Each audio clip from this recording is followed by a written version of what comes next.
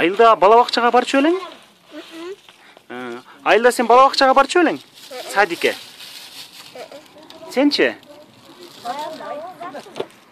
Сен барчу элең балабақшаға, садикке? Бул жака биринчи жолу келип атасыңбы? Ооба. Сага жагып атабы? Ооба. Жакшы. Силерге керек беле ушул балабакча? Керек да. Балдарыбыз бизге чейин жакшы эле болот деп балдарыбыз. А кыздарыңыз торпокту ким тосот анан балабакчага кетип калса? Түштөн кийин тосот да торпокту. Ага чейин окуй берсин анан.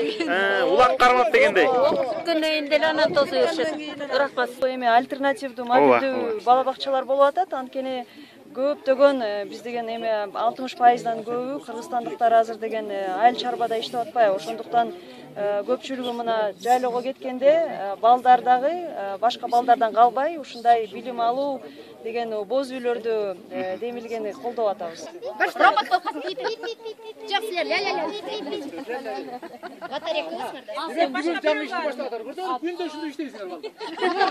Бул мыйзам чилендүү процесс. Көрдүңүр, эжекелер күндө үйрөтөт. Силер бүгүн келдиңер. Ошондуктан бүгүн билбейсиңер. Билбеген күнөө эмес, эң соң нерсе.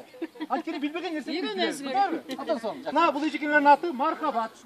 Мына ушул жерге күндө келесиңер, макулбу? Күндө атаңарга, апаңарга эртең менен айтып калам, макулбу? Балабакчага барабыз дегиле.